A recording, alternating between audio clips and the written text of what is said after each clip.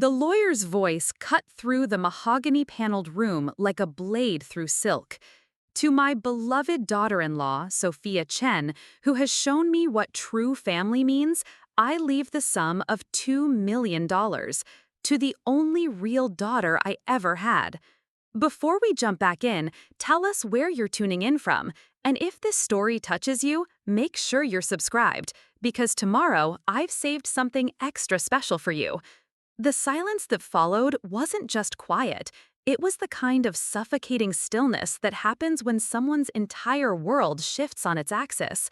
My mother-in-law's champagne flute slipped from her manicured fingers, shattering against the Persian rug like her composure. My husband, Marcus, sat frozen, his face cycling through confusion, disbelief, and something that looked dangerously close to betrayal.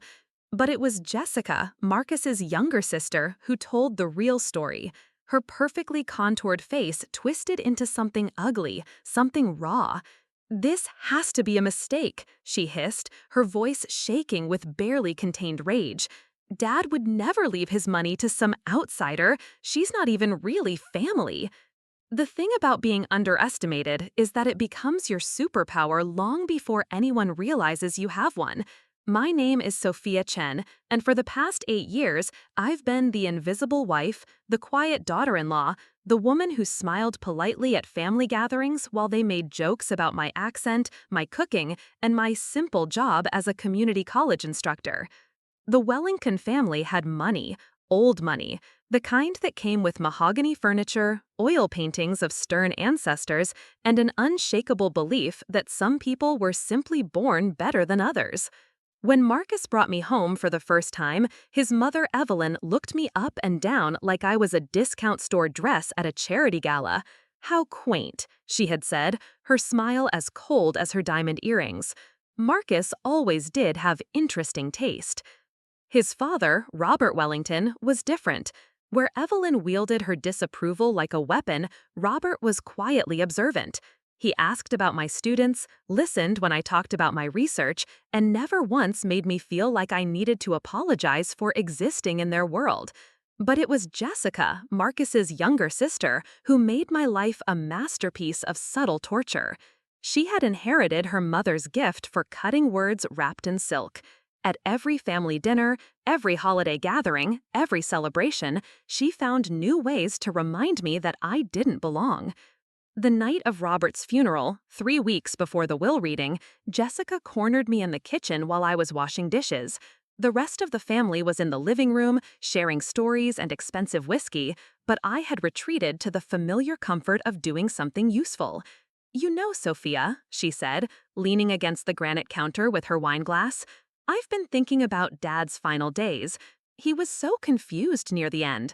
All those medications, the stress of being sick, it really makes you wonder about his judgment." I kept scrubbing the serving platter, letting her words wash over me like background noise. This was Jessica's way. She never attacked directly. She planted seeds of doubt, little suggestions that grew into accusations. I mean, he kept talking about his real daughter those last few weeks. We all assumed he meant me, of course. Who else could he mean? She paused, waiting for me to react. When I didn't, she pressed harder. "It's just so strange how he spent all that time talking to you in private. What did you two discuss?" The truth was that Robert and I had developed an unlikely friendship over the years. While the rest of the family saw him as the patriarch, the provider, the man with the checkbook, I saw the person underneath. The man who had built his fortune from nothing, who remembered what it felt like to be dismissed and overlooked.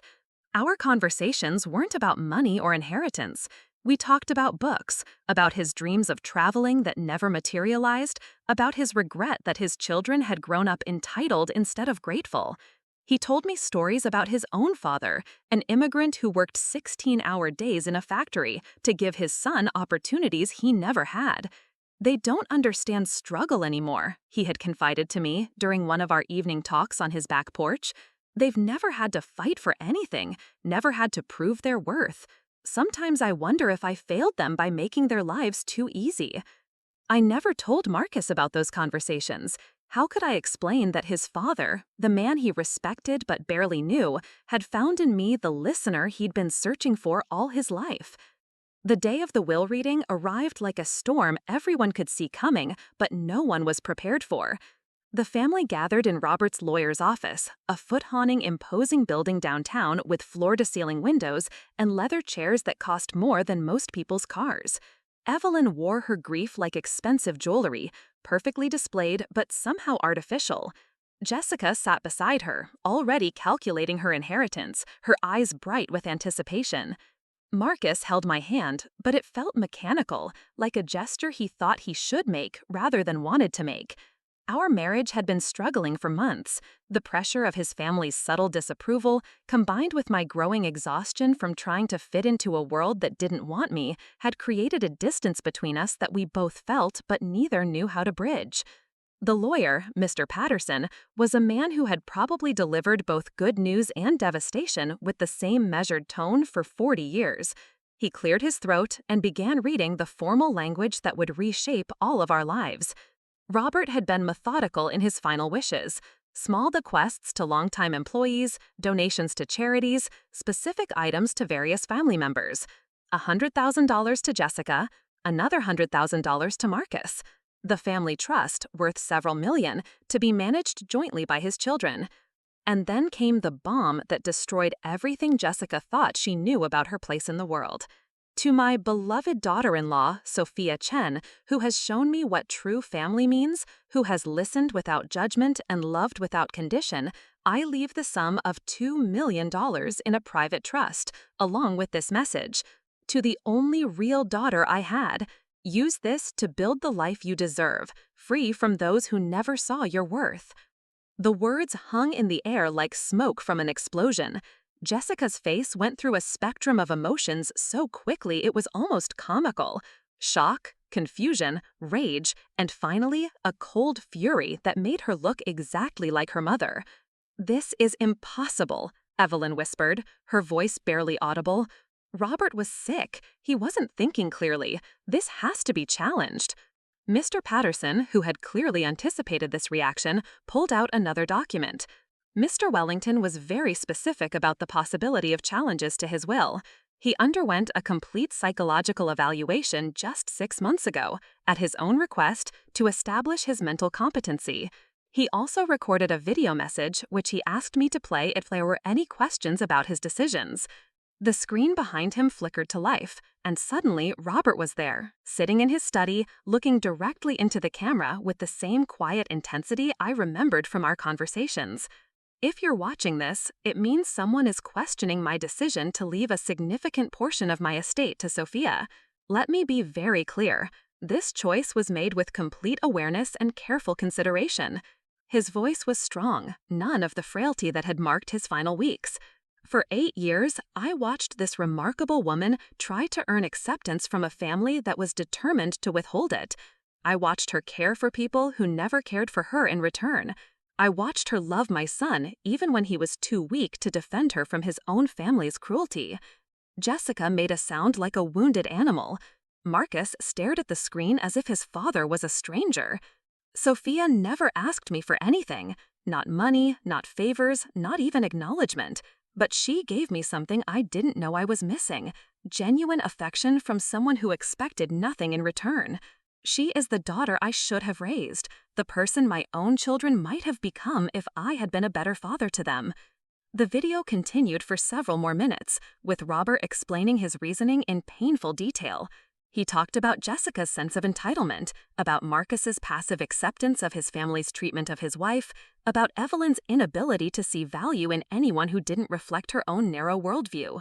Sophia deserves better than this family has given her. This money is not a gift. It's an apology for the years of small cruelties she endured in silence, and it's a foundation for whatever life she chooses to build, with or without the Wellington name. When the video ended, the silence in the room felt different, heavier, more dangerous. Jessica was the first to break it. 8 years, she said, her voice low and venomous. Preparing and narrating this story took us a lot of time, so if you are enjoying it, subscribe to our channel. It means a lot to us. Now back to the story. 8 years of playing the perfect daughter-in-law, pretending to care about a sick old man, all for this moment.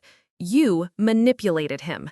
You took advantage of his illness, his loneliness, his confusion about what family really means. I had spent so many years absorbing her verbal attacks, deflecting her cruelty with silence and grace. But something about this moment, about Robert's final gift of validation, gave me a strength I didn't know I possessed. I stood up slowly, looking directly at Jessica for the first time in years, without trying to make myself smaller. You want to know what I talked about with your father during all those private conversations? I'll tell you. The room went still. Even Mr. Patterson leaned forward slightly. I listened to him tell stories about building his business from nothing while you were spending his money on designer handbags. I held his hand while he cried about feeling like a stranger in his own family while you were too busy planning your next vacation to visit him. I sat with him through his insomnia when the pain was too bad to sleep while you were posting Instagram photos from wine tastings. Jessica's face was flushing red, but I wasn't finished. He told me about growing up poor, about his father working himself to death so Robert could have opportunities. He told me about his dreams of traveling the world with your mother, dreams she abandoned because they weren't luxurious enough.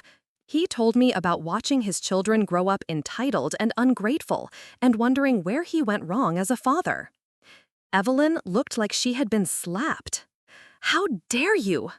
How dare I what? Care about him? Listen to him? Treat him like a human being instead of a bank account? My voice was getting stronger with each word. You all act like I stole something from you, but what exactly did I steal? Your attention? Your time? Your love? Because from where I sat, none of you were offering him any of those things.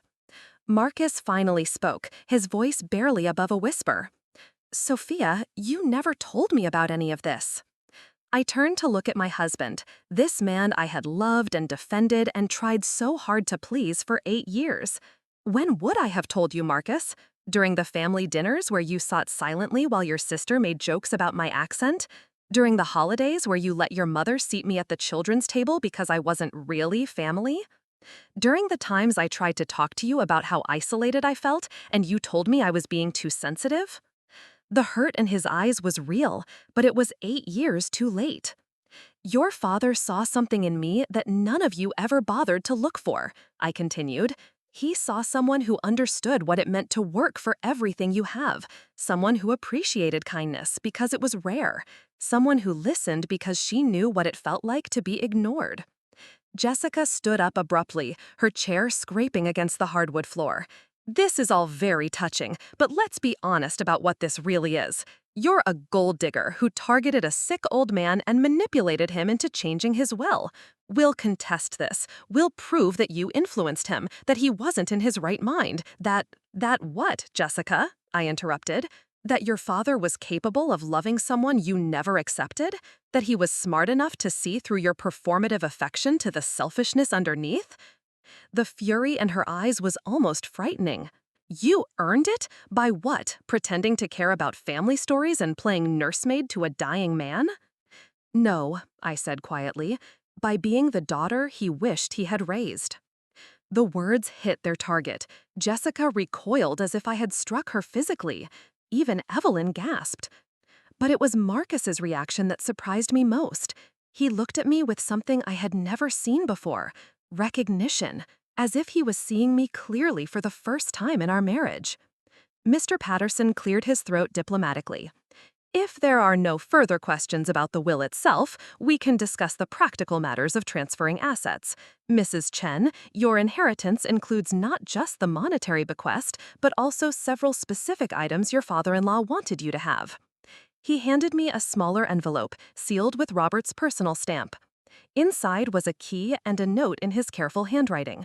The storage unit on Maple Street contains the things I couldn't leave openly: the journals, the letters, the photographs that tell the real story of this family. You'll know what to do with them when the time comes. Thank you for giving an old man the gift of feeling understood. Love, Dad. I stared at the note, my hands trembling slightly. Robert had called himself my dad. Not father-in-law, not Robert, but Dad. The simple word carried more emotional weight than the $2 million. Jessica snatched the note from my hands before I could stop her. Her eyes scanned the words and her face went from red to white in seconds. What storage unit? What journals? What is he talking about? I took the note back gently but firmly. I guess you'll find out when I decide you're ready to know. The power dynamic in the room shifted so subtly that it took everyone a moment to realize what had happened. For the first time in 8 years, I held the cards.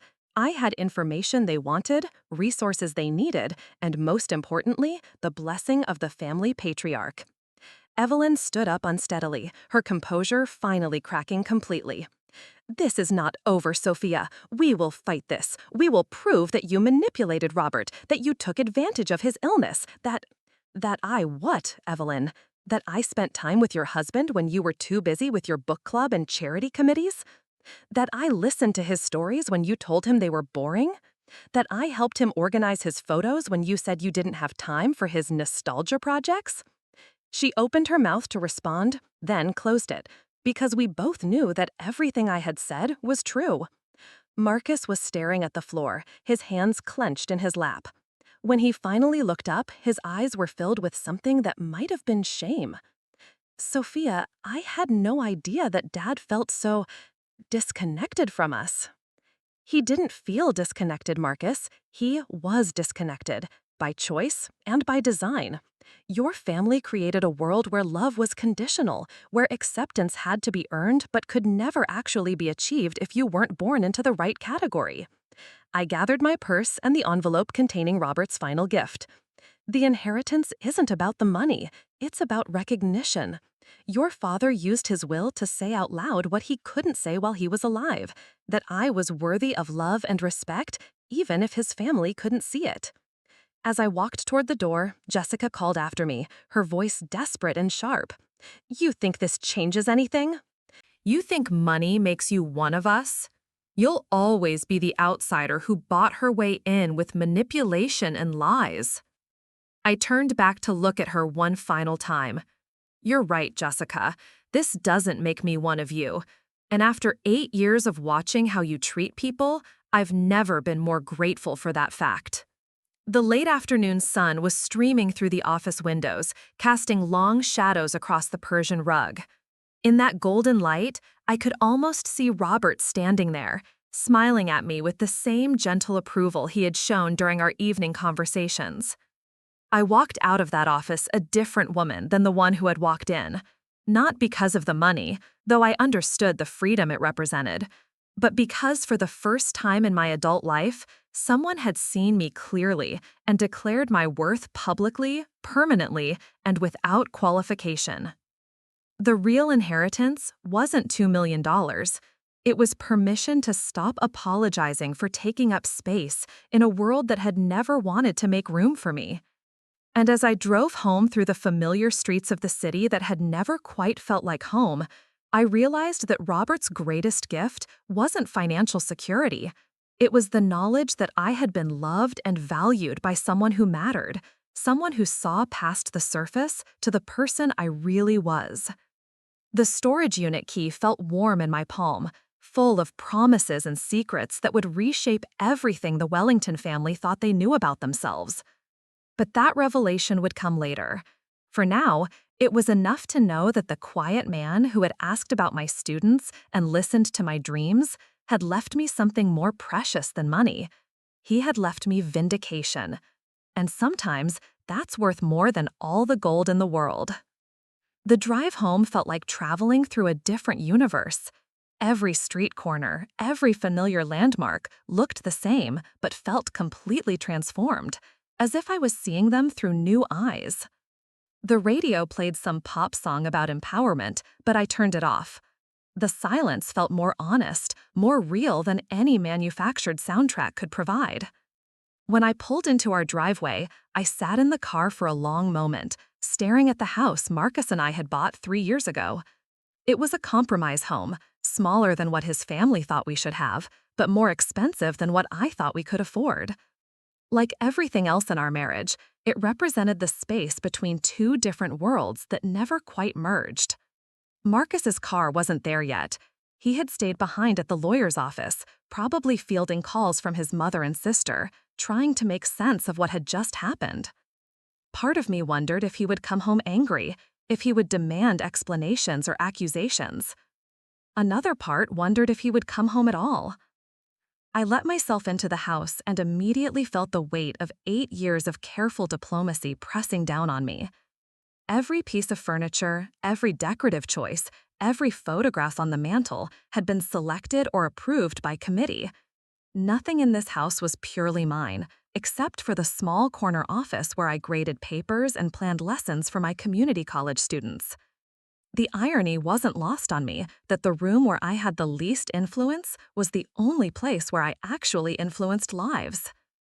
I poured myself a glass of wine from the bottle Marcus and I had been saving for our anniversary next month and sat down at the kitchen island. The envelope containing Robert's note and the storage unit key lay beside me, innocuous looking but loaded with possibility. Whatever was in that storage unit, Robert had trusted me with it.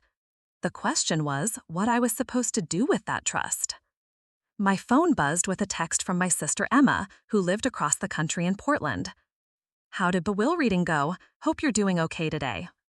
Emma was the only person in my life who had never pretended that my marriage was easy or that the Wellington family was anything other than toxic.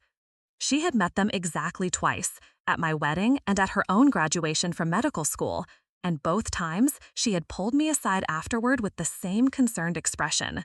"They don't see you, Soph," she had said after the wedding. "I mean, they literally look right through you like you're not there, and Marcus just lets it happen." I had defended him then, made excuses about family dynamics and adjustment periods, but Emma had a gift for seeing through pretense to the truth underneath, a skill that had made her an excellent emergency room doctor and an even better sister. I called her instead of texting back. "Sophia?" Her voice was warm and familiar, a reminder that there were people in the world who spoke my name like it meant something. "How are you holding up?" "I inherited $2 million, I said without preamble. There was a long pause. Then, "I'm sorry, what?" I found myself laughing for the first time in weeks. Robert left me $2 million, and he called me the only real daughter he ever had. Jessica looked like she was going to spontaneously combust. "Oh my God, Sophia, are you serious? That's incredible. How are you feeling? How did Marcus react? How did that horrible sister of his react?" The questions came rapid fire, but underneath Emma's excitement, I could hear something else. Recognition, maybe? Or vindication. She had always believed I deserved better than what I was getting from the Wellington family. "I feel like I'm in shock," I admitted. "It's not just the money, Emma. It's what it represents. Robert saw everything they did to me, and he wanted to make it right." "What do you mean, everything they did to you?" For the first time in years, I told someone the complete truth about my marriage. Not the sanitized version I usually offered when people asked how things were going, but the real story. The 1,000 small humiliations, the casual cruelties disguised as jokes, the way Marcus stood by and watched it happen without ever once standing up for me. I told her about Jessica's constant commentary on my appearance, my career, my background. About Evelyn's passive-aggressive remarks about my cooking, my housekeeping, my failure to provide grandchildren quickly enough. About the family gatherings where they talked around me instead of to me, as if I was furniture that happened to be in the room. And Marcus just let all this happen? Emma's voice was tight with anger. He said I was being too sensitive. He said they didn't mean it the way I was taking it. He said I needed to try harder to fit in. The words tasted bitter in my mouth. For 8 years, I tried harder. I learned to cook their favorite foods. I read the books they talked about. I bought clothes that fit their idea of appropriate. And none of it mattered because they had already decided I didn't belong. Jesus, Sophia, why didn't you tell me how bad it was? The question hung in the air between us. Why hadn't I? Pride, maybe? Or hope that things would get better? Or the fear that saying it out loud would make it too real to ignore? "Because I thought it was my fault," I said finally. I thought if I just tried harder, if I was more patient, more understanding, more willing to compromise, eventually they would accept me. I thought love was something you earned through perfect behavior. And now? I looked around the kitchen with its carefully chosen neutral colors and its expensive appliances that I rarely used because I was always trying to diet myself into Jessica's size 2 approval. Now I know that some people are incapable of love that isn't conditional, and I'm tired of trying to meet conditions that keep changing every time I get close to meeting them. We talked for another hour, Emma offering to fly out for moral support, me insisting I could handle whatever came next. But when we hung up, the house felt even more silent than before. Marcus came home just after 9, his face drawn and his shoulders rigid with tension. He looked at me sitting at the kitchen island with my wine and Robert's envelope, and for a moment neither of us spoke. "My mother wants to contest the will," he said finally. I figured she would. "She thinks you manipulated him. She thinks you took advantage of his illness to get close to him and influence his decisions." I took a sip of wine, tasting the expensive vintage that had been a gift from his parents last Christmas. "What do you think, Marcus?" He sat down across from me, his hands folded in front of him like he was in a business meeting. "I think I don't know my own wife very well." The honesty of it surprised me. "What do you mean?" "I mean, I had no idea you were having those conversations with my father. I had no idea he felt so disconnected from us. I had no idea you were feeling so," he struggled for the word, "unwelcome?" I was going to say lonely. We looked at each other across the kitchen island, this piece of furniture that had been the site of so many careful conversations, so many diplomatic negotiations about whose family to visit for holidays, whose opinion mattered more in decorating decisions, whose career took precedence when scheduling conflicts arose. "Marcus," I said carefully, "do you remember the dinner party your parents threw for your promotion 2 years ago?" He nodded. "Do you remember what Jessica said about my dress?" His brow furrowed. "Not specifically, no. She said it was interesting and asked if I had gotten it at a thrift store, in front of all your colleagues and their wives. And when I excused myself to go to the bathroom because I was trying not to cry, she followed me and said she was just trying to help me understand the dress code for events like that." Marcus's face was blank. He genuinely didn't remember. "And do you remember what you said when I tried to talk to you about it later?" "Sophia, you said Jessica was just being Jessica, and that I needed to develop thicker skin if I was going to be part of this family." The memory came back to him slowly, and I watched the recognition dawn on his face. "I remember now, but she was trying to help." "No, Marcus, she was establishing dominance. She was reminding me that I would never belong, no matter how hard I tried or how much money I spent on clothes, or how perfectly I behaved." He was quiet for a long moment. "I thought you two got along fine." "We got along the way a prisoner gets along with a guard. I followed the rules she set, and she allowed me to exist in the same space." The weight of this realization seemed to settle on his shoulders. "Why didn't you tell me how you really felt?" "I did tell you, over and over again. You just chose to interpret my feelings as character flaws that I needed to fix." We sat in silence for several minutes, the distance between us feeling as vast as an ocean. This was the conversation we should have had years ago, the honesty that might have saved our marriage if it had happened when there was still something left to save. "The storage unit," Marcus said finally. "What do you think is in there?" I touched the key in my pocket. "I don't know, but your father wanted me to have it, and he wanted me to decide what to do with whatever I find." "Can I come with you when you go?" The request surprised me. "Why?" "Because maybe it's time I learned some things about my family that I've been too comfortable not knowing." The next morning, we drove to the storage facility together, in a silence that felt different from the night before. Less hostile, but also less hopeful. We were two people who had shared a life without really sharing themselves, and we were both beginning to understand what that had cost us. The storage unit was in an older part of town, the kind of place where people kept things they didn't want to think about but couldn't bring themselves to throw away. Unit 247 was larger than I had expected. And when I turned the key and raised the metal door, we found ourselves looking at what appeared to be Robert's private archive. There were filing cabinets, boxes of documents, photograph albums, and what looked like decades' worth of journals.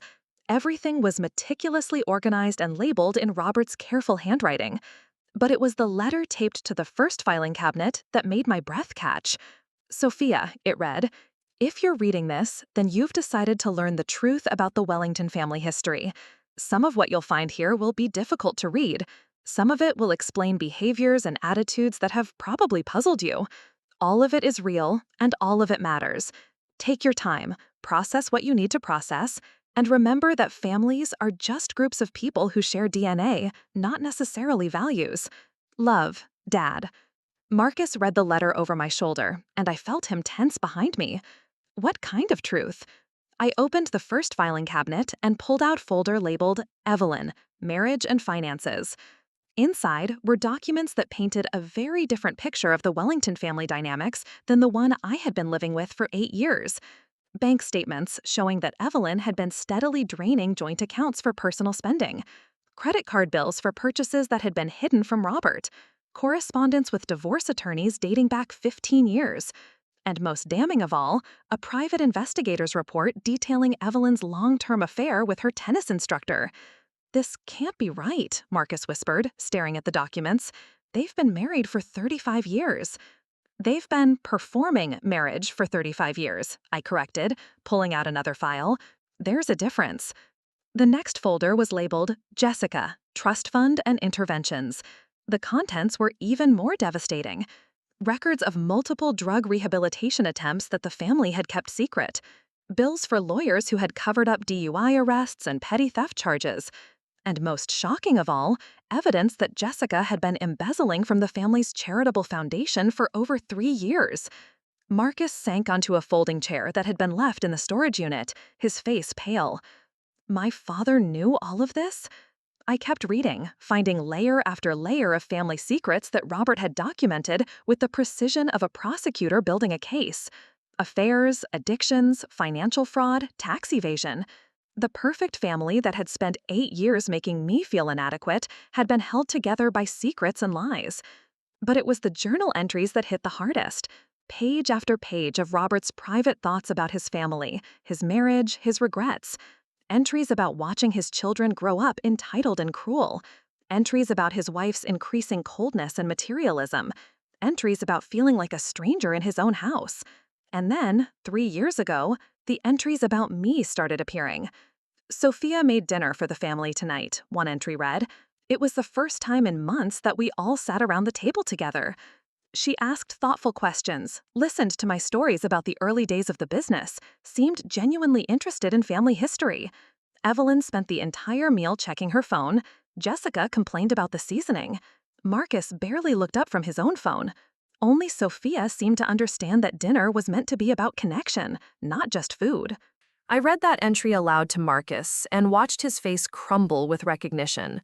Another entry from 6 months later. "Sophia brought me soup when I had that flu. She stayed to make sure I was okay, asked if I needed anything from the pharmacy. She didn't have to do that. My own children called to check on me, but none of them came by.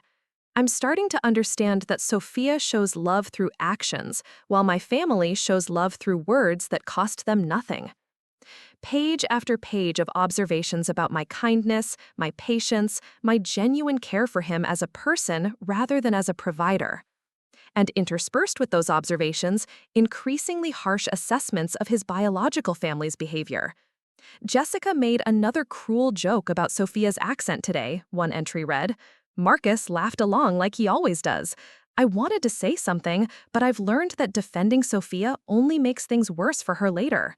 She handles their cruelty with such grace, but I can see it wearing on her. She's losing weight, smiling less, speaking up less. They're slowly erasing her, and Marcus is letting it happen." The final entry was dated just 2 weeks before Robert's death. "I've decided to change my will. Evelyn will be provided for through the trust, as will the children, but the bulk of my personal assets will go to Sophia. She's the only one who loved me without wanting something in return, the only one who saw me as a person rather than a resource. I know this will cause problems, but some problems are worth causing. Sophia deserves to know that her kindness mattered, that her love was appreciated, that she was valued by someone in this family, even if the others were too blind to see her worth. Marcus was crying quietly, tears streaming down his face as he listened to his father's words. "I failed him," he whispered. "I failed you. I failed everyone." I sat beside him on another folding chair, surrounded by the evidence of 8 years of emotional neglect and family dysfunction. "Marcus, your father didn't document all of this to hurt anyone.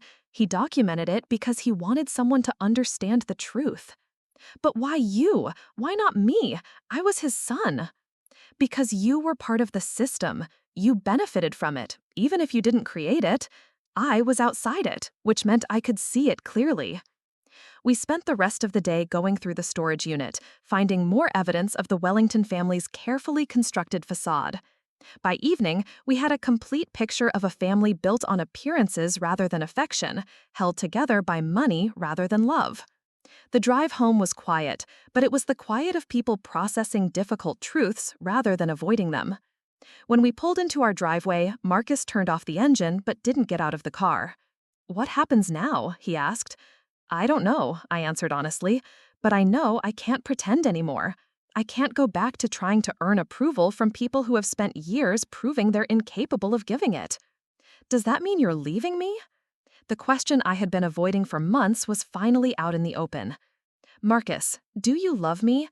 Not the idea of me, not the version of me that tries to please your family, but me, the real me." He was quiet for so long that I thought he might not answer. Finally, he said, "I don't know if I ever took the time to learn who the real you is." It wasn't the answer I had hoped for, but it was honest, and after 8 years of polite lies and diplomatic evasions, honesty felt like a gift. "Then maybe that's where we start," I said, "with honesty, about who we are, about what we want, about whether this marriage is worth saving or if we're just staying together out of habit and fear." We went inside and sat in the living room, really looking at each other for the first time in years. Marcus told me about the pressure he had always felt to live up to his father's success, about his fear of disappointing a family that expected perfection. I told him about the loneliness of trying to be perfect for people who would never see me as good enough. We talked until nearly dawn, peeling back layers of resentment and misunderstanding, finding the people we had been before we lost ourselves in other people's expectations. It wasn't a reconciliation exactly, but it was a beginning, a chance to decide who we wanted to be going forward, with or without each other. As the sun came up, my phone rang. Jessica's name appeared on the screen. "Don't answer it," Marcus said quickly. But I was tired of avoiding conflict, tired of letting other people's anger control my choices. I answered the phone. "You manipulative bitch," Jessica's voice was shrill with rage. "I know what you did. I know how you played him, how you made him think we didn't love him, how you poisoned him against his own family." "Jessica," I said calmly, "I found the storage unit." The line went quiet. "I found the journals, the financial records, the private investigator reports, the evidence of your embezzlement from the foundation. I found everything your father documented about this family's behavior over the past 15 years. "You can't prove anything," she whispered, but the fight had gone out of her voice. "I don't need to prove anything, Jessica. The truth speaks for itself. Your father saw everything, documented everything, and chose to leave his money to the one person in this family who never lied to him. What do you want? Money? We can make a deal, work something out." "I don't want anything from you, Jessica. I never did. I just wanted to be treated with basic human decency, and even that was too much to ask." I hung up and turned off my phone. Whatever came next, I would face it on my own terms, with the knowledge that I had been vindicated by someone who had seen the truth and chosen to act on it. The inheritance wasn't just money, it was evidence. Evidence that my perceptions had been accurate, that my pain had been real, that my worth had been recognized by someone who mattered. And for the first time in 8 years, that felt like enough. The morning after Jessica's phone call, I woke up to find Marcus making coffee in the kitchen.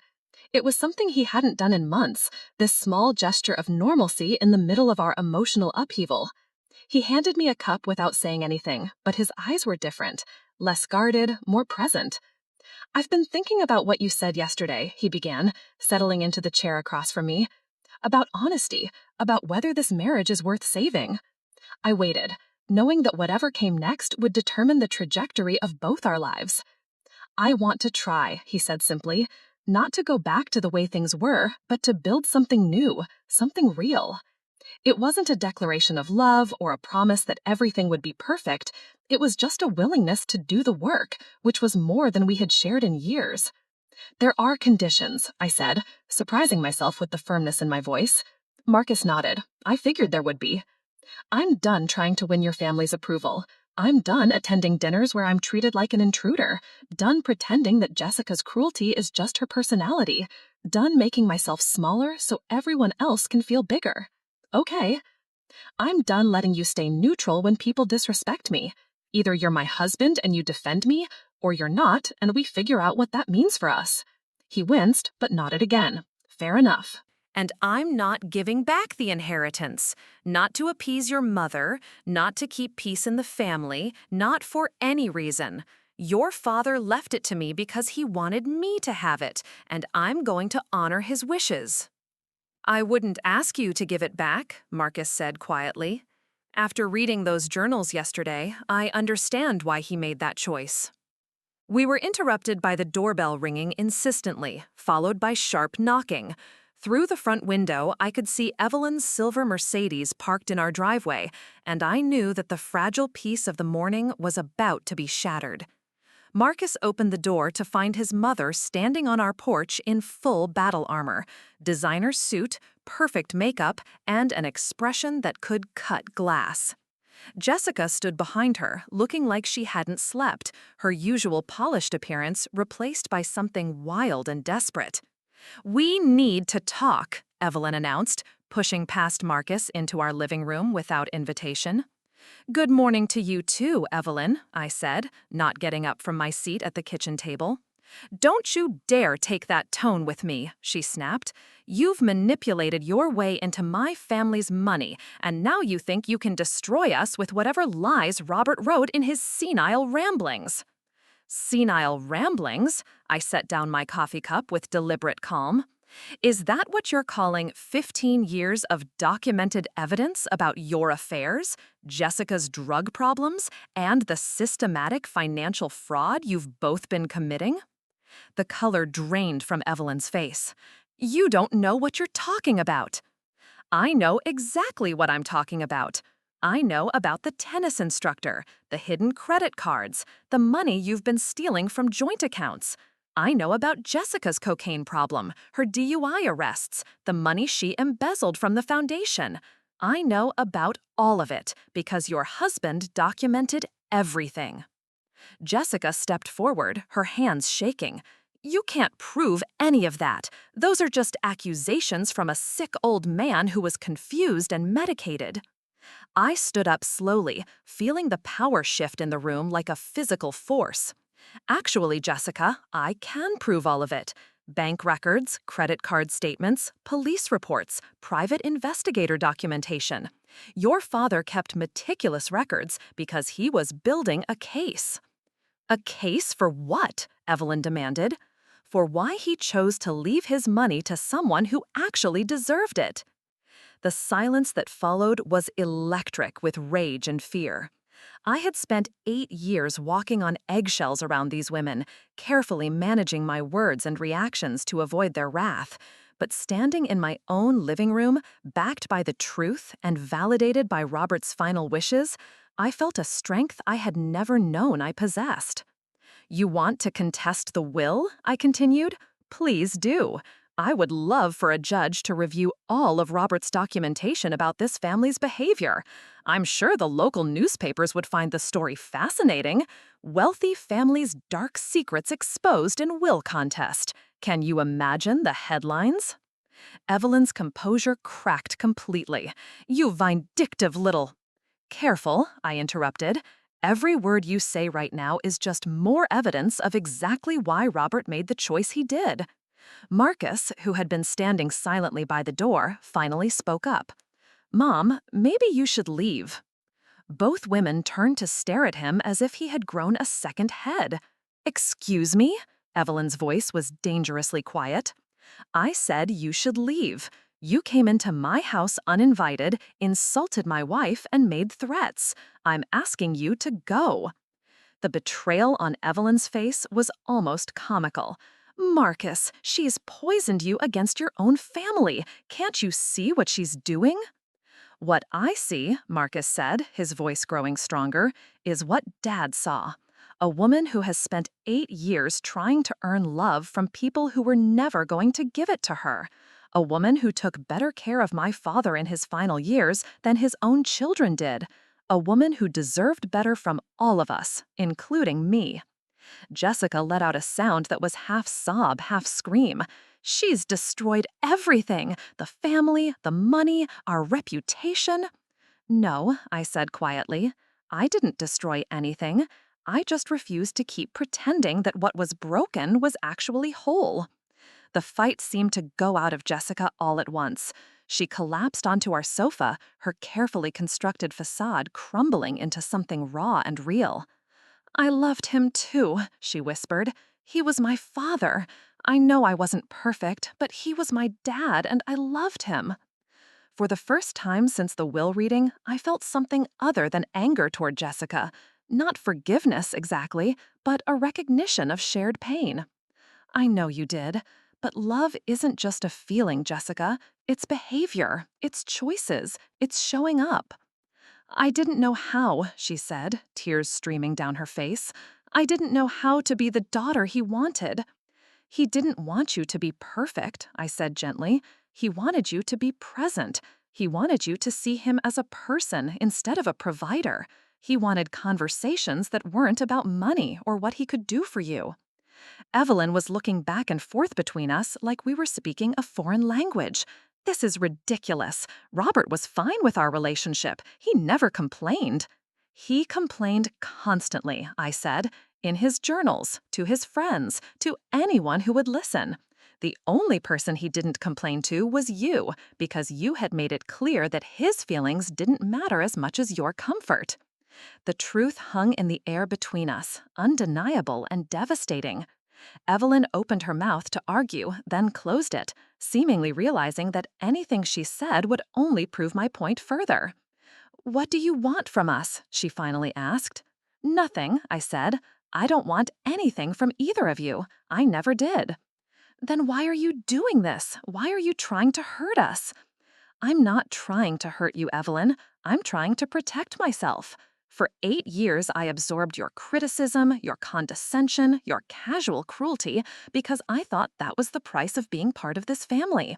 But your husband's will made it clear that I was never going to be accepted no matter what I did, so there's no point in continuing to try." I walked over to my purse and pulled out copies of some of the most damaging documents from the storage unit. "These are copies of Robert's records about the financial irregularities in your accounts and Jessica's embezzlement from the foundation. I'm going to give you both exactly one chance to make things right." Jessica looked up from the sofa, her eyes red and swollen. "What do you mean?" I mean, you're going to return every penny you stole from the foundation. Evelyn is going to pay back the money she took from joint accounts without permission, and you're both going to get professional help for your respective problems.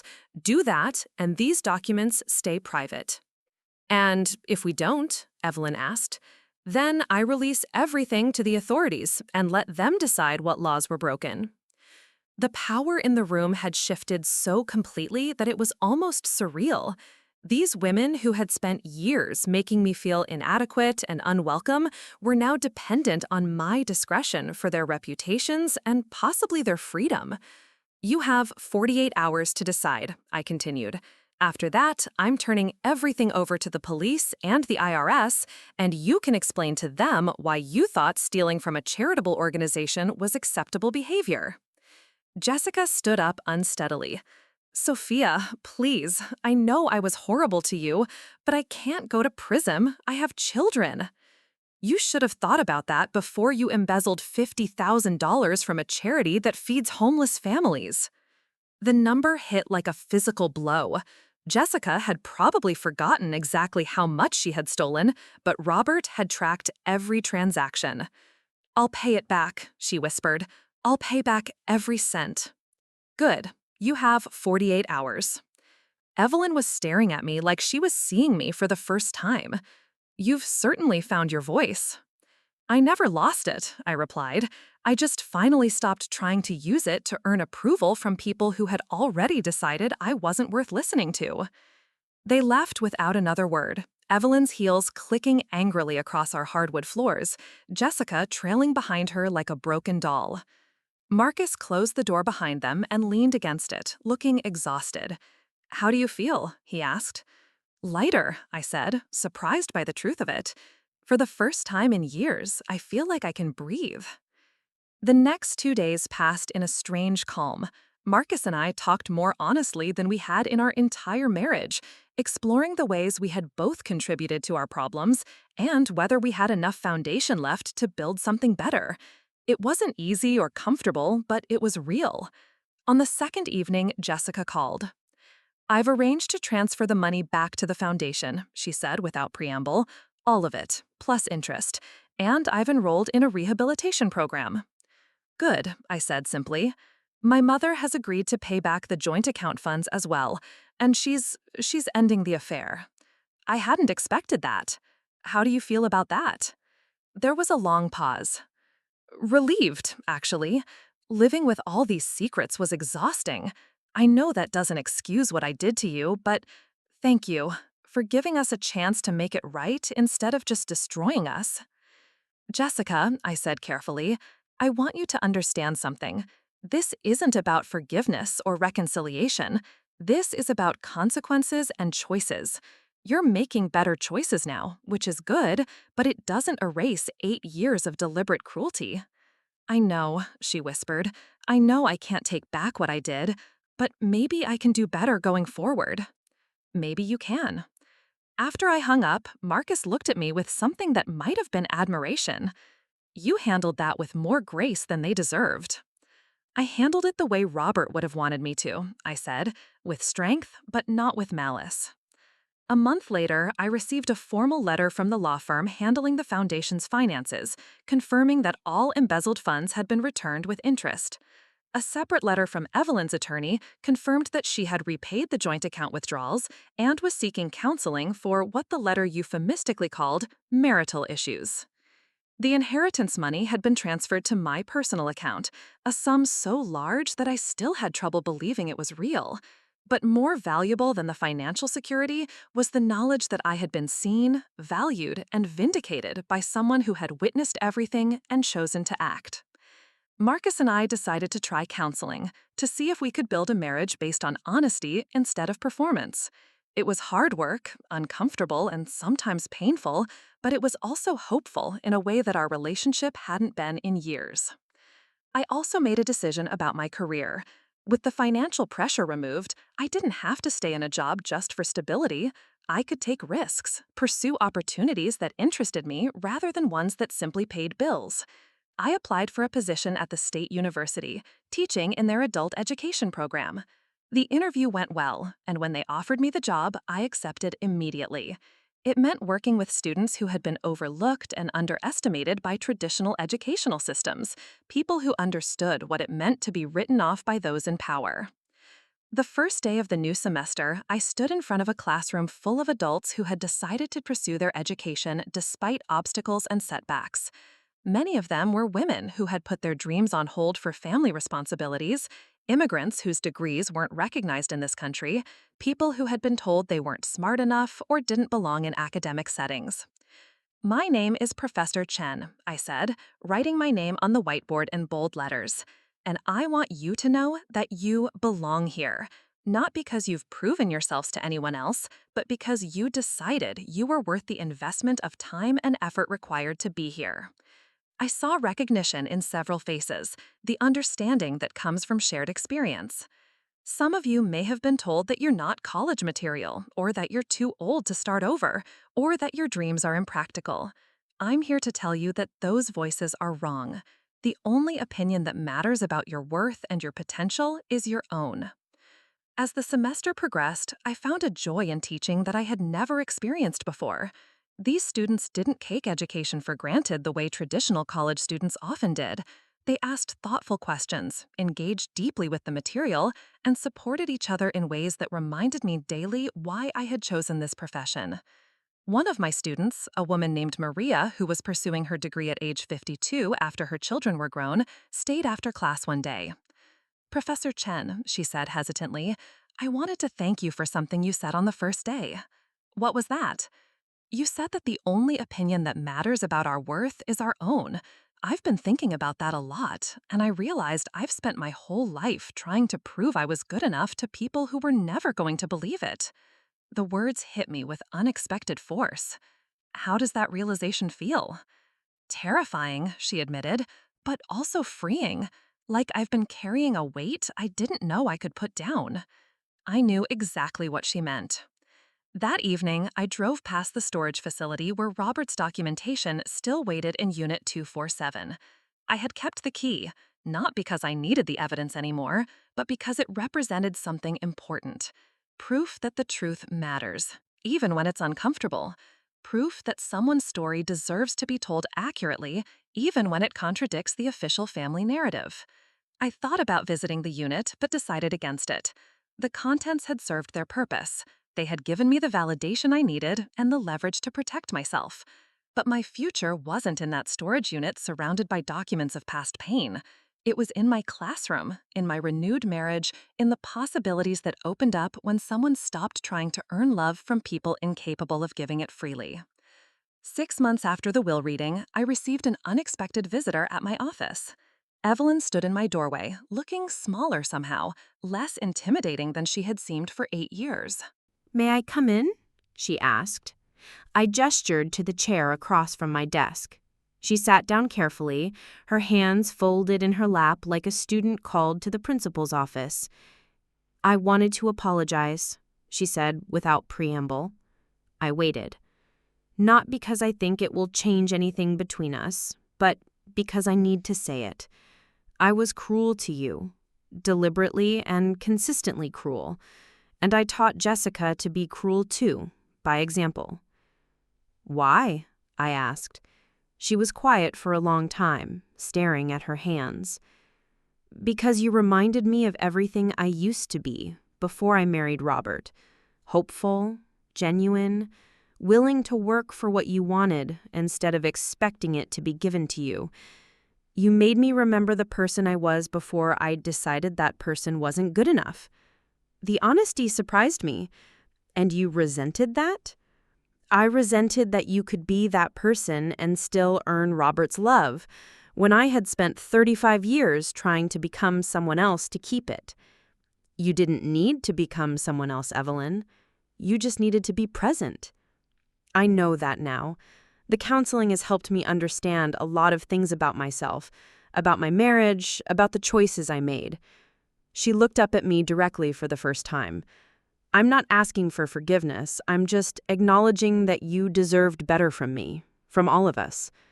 "Thank you," I said simply. She stood to leave, then paused at the door.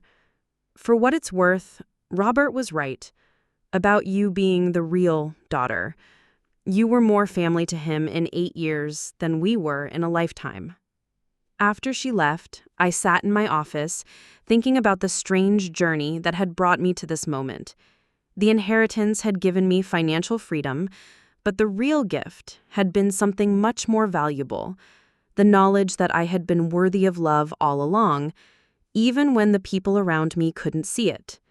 That weekend, Marcus and I drove to the cemetery to visit Robert's grave. We brought flowers and spent some time in quiet reflection.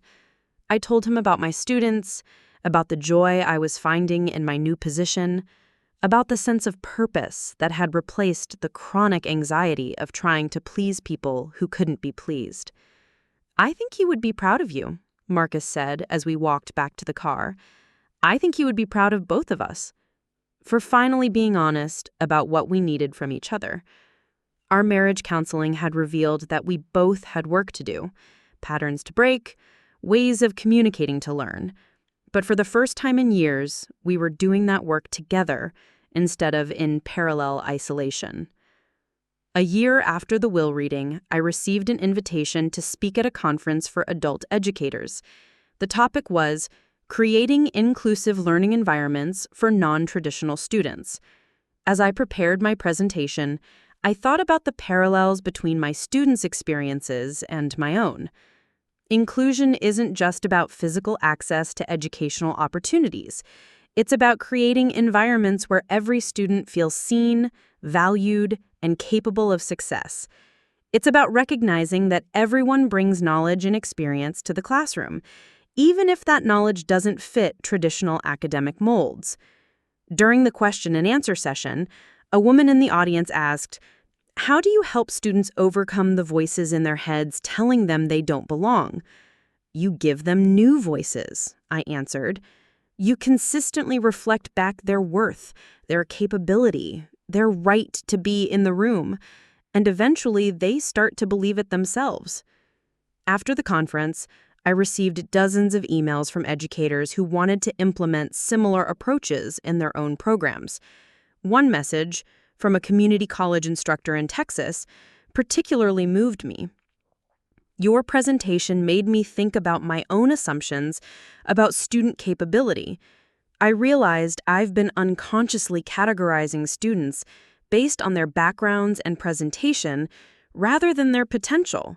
Thank you for reminding me that our job is to see the person, not just the circumstances." That night, in my hotel room, I called Emma to tell her about the conference. "You sound different," she said immediately.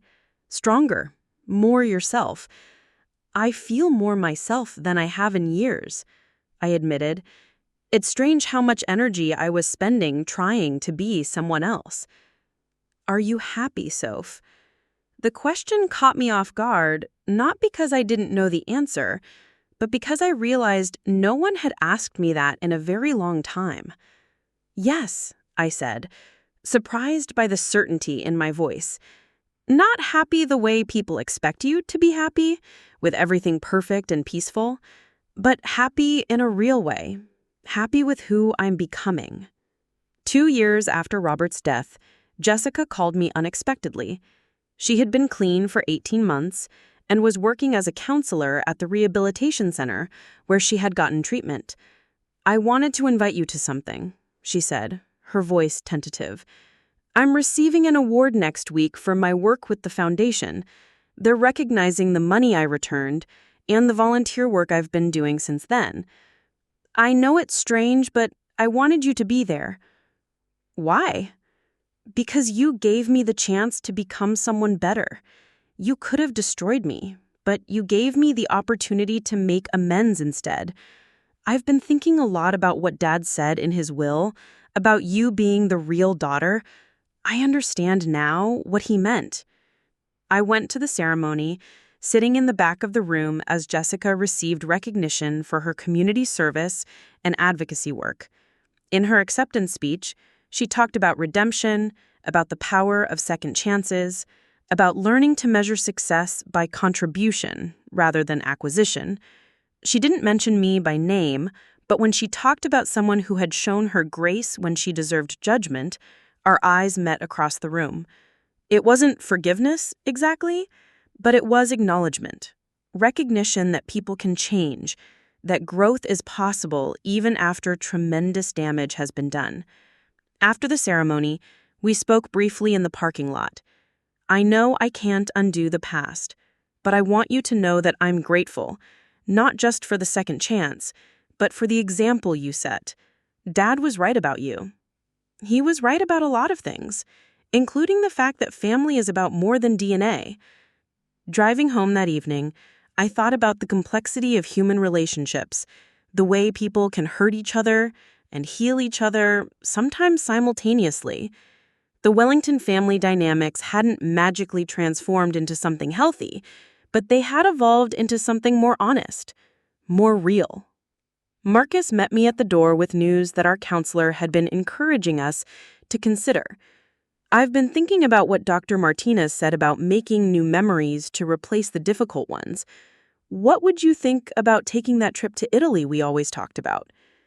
We had dreamed about traveling together when we were first married, But those dreams had gotten lost somewhere in the careful negotiations of family obligations and financial pressures. Now, with the inheritance providing security and our relationship on more solid ground, the possibility felt real. I'd like that.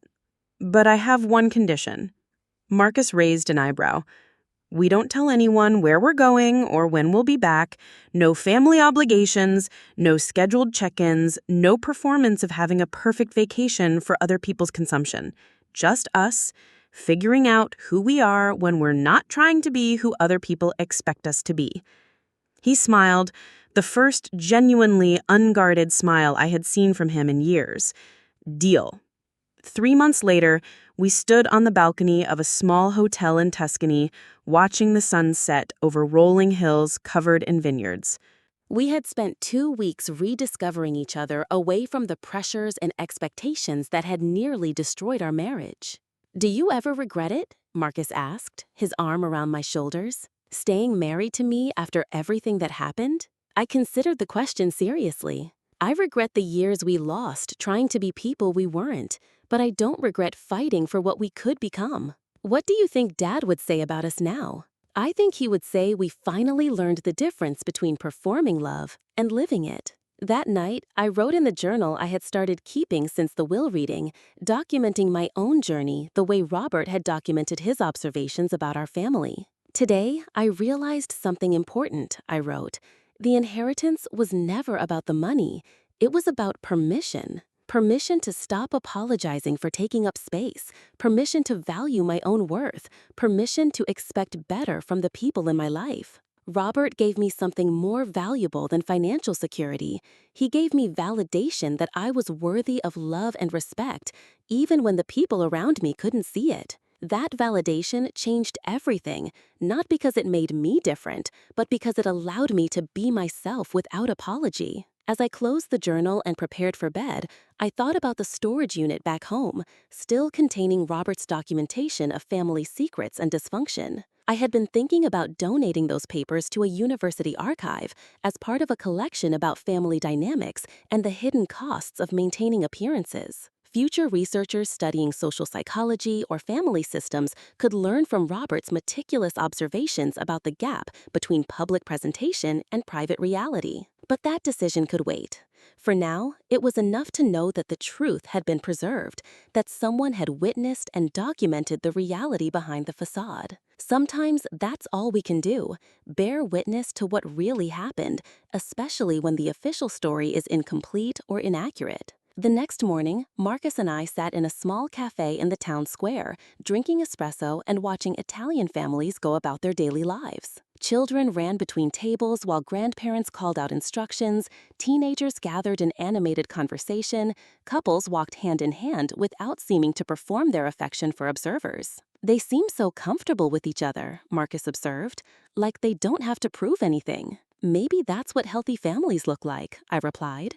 "People who accept each other without conditions, who support each other without keeping score. Do you think we can have that?" I looked at my husband, this man who had finally learned to see me clearly, who had chosen to do the difficult work of rebuilding our relationship on a foundation of honesty rather than performance. "I think we already do." On our last day in Italy, we visited a small church in a hill town, not for religious reasons, but because the architecture was supposed to be remarkable. Inside, I found myself drawn to a simple wooden plaque near the altar. The inscription was in Italian, but Marcus translated for me. "In memory of those who loved without condition and were loved in return." The words stayed with me during the flight home, during our readjustment to regular life, during the months that followed as we continued building a marriage based on authentic connection rather than obligation. Robert had loved me without condition, had seen my worth when his own family couldn't, had chosen to validate that worth in the most public and permanent way possible. But perhaps more importantly, he had taught me that such love was possible, that I was capable of both giving and receiving it. A year later, I stood in my classroom on the last day of the semester, looking out at students who had transformed over the past months from uncertain newcomers to confident scholars. They had written papers about their life experiences, connected academic theories to their personal stories, supported each other through challenges, and celebrated each other's successes. Before you leave today, I said, I want you to remember something. You came into this classroom believing you had to prove your worth, had to earn your place at the table. But the truth is, your worth was never in question. You belonged here from day one, not because you demonstrated your value to me or to anyone else, but because you recognized your value in yourself. As they filed out of the classroom, many of them stopping to shake hands or share final thoughts, I thought about the parallel journeys we had all been on. They had learned to see themselves as scholars, as people capable of intellectual growth and contribution. I had learned to see myself as someone worthy of love and respect, regardless of others' opinions. That evening, I drove past the storage facility one more time, knowing it would be my final visit. I had made arrangements for Robert's documents to be transferred to the university archive, where they would be available to researchers studying family dynamics and social psychology. His observations about the gap between public appearance and private reality, his documentation of the costs of conditional love and performative relationships would contribute to academic understanding of these complex issues. But his most important gift to me couldn't be archived or studied. It was the knowledge that I had been seen, valued, and loved by someone who mattered. That validation had given me the strength to rebuild my life on my own terms, to stop seeking approval from people incapable of giving it, to recognize my own worth independent of others' acknowledgement. The storage unit key went into the donation box. I didn't need them anymore. The truth they contained had already served its purpose, had already changed my life in ways that couldn't be undone. As I drove home through the familiar streets of a city that finally felt like home, I thought about the woman I had been 3 years ago. Anxious, apologetic, constantly trying to earn love from people who had already decided she wasn't worthy of it. That woman felt like someone I had known long ago, someone I remembered with compassion but no longer recognized as myself. Marcus was waiting for me when I got home, cooking dinner in our kitchen, humming quietly to himself. He looked up when I walked in and smiled, the kind of smile that belonged to someone who was genuinely happy to see me. "How did it go?" he asked, knowing I had been at the storage facility for the final time. "It went well. It feels complete." We ate dinner together, talking about our days, making plans for the weekend, existing in the comfortable space of a relationship that no longer required performance or careful negotiation. It wasn't perfect, would probably never be perfect, but it was real in a way that our marriage had never been before. After dinner, I sat down to grade final papers, reading my students' reflections on their academic journey and their plans for the future. One paper, from Maria, the 52-year-old student who had spoken to me about worth and approval, particularly moved me. "When I started this program," she wrote, "I thought education was about proving I was smart enough to be here, but I learned something different. I learned that I was always smart enough. The question wasn't whether I belonged in the classroom, but whether I believed I deserved to be there. Professor Chen taught me that the only person whose opinion matters about my worth is me. That lesson changed everything." As I wrote feedback on her paper, I thought about the ripple effects of Robert's decision to leave me that inheritance. It hadn't just changed my life, it had changed Marcus's understanding of marriage and family. It had forced Jessica and Evelyn to confront their behavior and make different choices. It had influenced how I taught and mentored students, which would impact their lives and the lives of people they would encounter. One act of recognition, one decision to validate someone's worth publicly and permanently had created changes that extended far beyond the immediate situation. I finished grading and sat back in my chair, looking around at the life I had built with the foundation of security and validation that Robert's gift had provided. It wasn't the life I had imagined when I first married into the Wellington family, trying so hard to fit into their world. It was better because it was authentically mine. My phone buzzed with a text from Emma. "How are you doing, sis? Happy anniversary of becoming a millionaire." I laughed and texted back, "Happy anniversary of learning I was worth loving all along." That's the real inheritance, she replied immediately. She was right. The money had provided security and opportunity, but the recognition had provided something far more valuable: permission to be myself without apology, to expect better from the people in my life, to recognize my own worth independent of others' acknowledgement. The storage unit key went into the donation box, along with all the documents. I didn't need them anymore. The truth they contained had already served its purpose, had already changed my life in ways that couldn't be undone. As I drove home through the familiar streets of a city that finally felt like home, I thought about the woman I had been 3 years ago. Anxious, apologetic, constantly trying to earn love from people who had already decided she wasn't worthy of it. That woman felt like someone I had known long ago, someone I remembered with compassion but no longer recognized as myself. Marcus was waiting for me when I got home, cooking dinner in our kitchen, humming quietly to himself. He looked up when I walked in and smiled, the kind of smile that belonged to someone who was genuinely happy to see me. "How did it go?" he asked, knowing I had been at the storage facility for the final time. "It went well. It feels complete." We ate dinner together, talking about our days, making plans for the weekend, existing in the comfortable space of a relationship that no longer required performance or careful negotiation. It wasn't perfect, would probably never be perfect, but it was real in a way that our marriage had never been before. After dinner, I sat down to grade final papers, reading my students' reflections on their academic journey and their plans for the future.